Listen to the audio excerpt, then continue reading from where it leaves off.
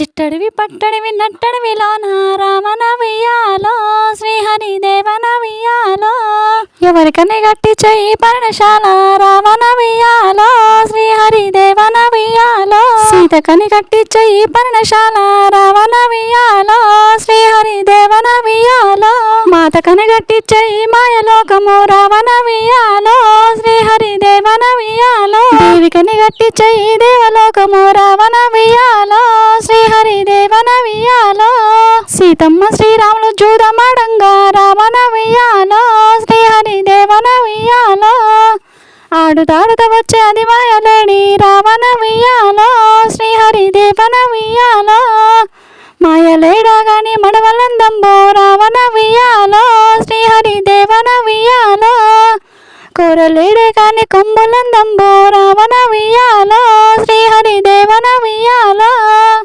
పిల్లలేడే గాని పిక్కలందంబో రావణ వియ్యాలో శ్రీహరి దేవన వియ్యాలో అటు చూడు శ్రీరామ అటు చూడవయ్యా రామన వియ్యాలో శ్రీహరి దేవన వియ్యాలో అటు ఏమి చూద్దినే అది మాయలేడి రావణ వియ్యాలో శ్రీహరి దేవన వియ్యాలో అటు ఏమి చూద్దినే అది మాయలేడి రావణ వియ్యాలో శ్రీహరి దేవన వియ్యాలో మాయలేడే గాని మడిమలందంబో రావణ వియ్యాలో శ్రీహరి దేవన వియ్యాలో పిల్లలేడే గాని పిక్కలందంబో రావణ వియ్యాలో శ్రీహరి దేవన వియ్యాలో కూరలేడే గాని కొమ్ములందంబో రావణ వియ్యాలో శ్రీహరి దేవన వియ్యాలో ఆలేడి చర్మము రైక కావాలి రావణ వియ్యాలో శ్రీహరి దేవన వియ్యాలో పగడాలు దాపిన రైకల్లుండంగా రావణ వియ్యాలో శ్రీహరి దేవన వియ్యాలో పచ్చి తోలుకు సీత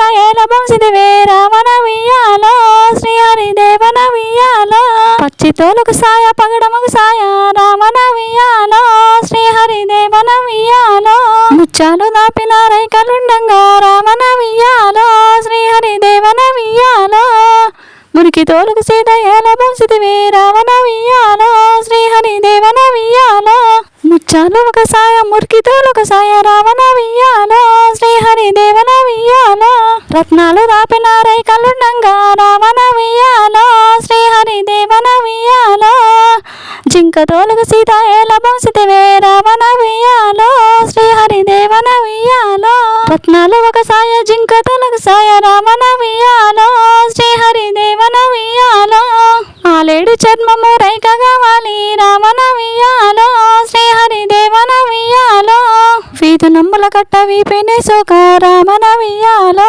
శ్రీహరి దేవన వియ్యాలో వెళ్ళిండు శ్రీరామ లేడి జడల్లా రావణ వియ్యాలో శ్రీహరి దేవన వియ్యాలో వెళ్ళినే శ్రీరామ లేడి జడల్లా రావణ వియ్యాలో శ్రీహరి దేవన వియ్యాలో వంపున రామయ్య మిట్టన లేడి రావణ వియ్యాలో శ్రీహరి దేవన వియ్యాలో మిట్టన లేడి వంపున రామయ్య రావణ వియ్యాలో శ్రీహరి దేవన వియ్యాలో ఆకాకు సంధించి వదిలే బాణాలు రావణ వియ్యాలో శ్రీహరి దేవన వియ్యాలో హరహరాని లేడి నేల కొరిగింది రావణ వియ్యాలో శ్రీహరి దేవన వియ్యాలో మేము మేపేది వర్షాలనే మంచిగా వండిన వడ్లు మంచిగా కాసినాయి, బాగా తూకం ఉన్నాయి, అన్నీ బాగానే ఉన్నాయి. దిగబడే పొలం కాదు, అది మంచి పొలమే, కానీ బర్లను మేపుతున్నాం మీ వర్షాన్ని. ఎందుకో చెప్తా. ఇంకా దానికంటే ముందు ఒకటి చెప్తా వినండి. ఇదైతే మేము మా ఇంట్లో రెడీ చేసుకునే నెయ్యి, స్వచ్ఛమైన నెయ్యి, ఎటువంటి కల్తీ అనేది లేదనమాట.